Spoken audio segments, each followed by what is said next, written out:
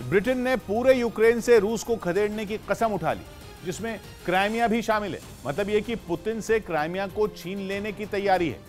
2014 में रूस ने यूक्रेन के इस इलाके पर कब्जा जमा लिया था, जिसके बाद से क्राइमिया पर रूस का राज है। क्राइमिया यूक्रेन के दक्षिण में काला सागर और अजोव सागर के बीच मौजूद है और वहां रूसी भाषा बोलने वालों की तादाद सबसे ज्यादा है। यही वजह है कि 2014 में कराए गए जनमत संग्रह में वहां के लोगों ने रूस के साथ जाने के लिए वोट किया था, जिसके बाद से यूक्रेन के इस हिस्से पर रूस का कब्जा है। लेकिन यूक्रेन और पश्चिमी देश क्राइमिया को रूस में शामिल करने को अवैध मानते हैं। इसी वजह से जंग में जेलेंस्की के साथ खड़े ब्रिटेन ने रूस को यूक्रेन से खदेड़ने की बात तक कह दी। ब्रिटेन की विदेश मंत्री लिज ट्रस ने अपने एक भाषण में ये तक कह दिया कि अब तो क्राइमिया भी रूस से छीन लिया जाएगा।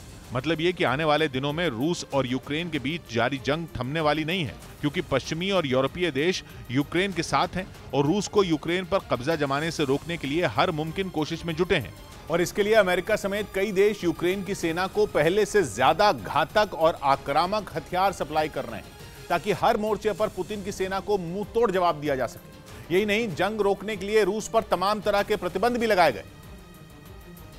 लेकिन पुतिन किसी भी कीमत पर रुकने का नाम नहीं ले रहे। यूक्रेन पर उनकी सेना के हमले दिन बीतने के साथ और भी तेज होते जा रहे हैं। ऐसा लग रहा है कि पश्चिमी देशों की तरफ से दी जाने वाली चेतावनी पुतिन के गुस्से को और भड़का रही है। एक तरफ पश्चिमी देश पुतिन के पंजे से क्राइमिया छीन लेने की बात कह रहे हैं, तो दूसरी तरफ पुतिन की सेना ने यूक्रेन के ही 2 और शहर मारियोपोल और खेरसोन पर कब्जे का दावा कर दिया। लेकिन कब्जे की इस लड़ाई में दोनों शहर पूरी तरह तबाह हो गए, या यूं कहें कि दोनों शहर खंडहर में तब्दील हो चुके हैं। यही नहीं, खेरसोन पर कब्जा जमाने के बाद रूस यहां पर जनमत संग्रह कराने की तैयारी में है, ताकि इस इलाके को भी यूक्रेन से पूरी तरह अलग कर दिया जाए। खेरसोन वो इलाका है जहां रूसी भाषा बोलने वालों की संख्या सबसे ज्यादा है और इसी भरोसे रूस वहां जनमत संग्रह कराने के लिए अपने कदम बढ़ा चुका है।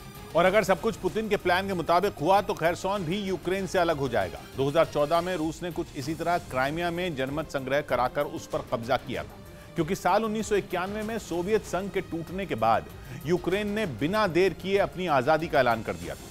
इसके बाद 2002 में यूक्रेन ने नेटो में शामिल होने की जिद पकड़ ली, जिससे रूस खफा हो गया।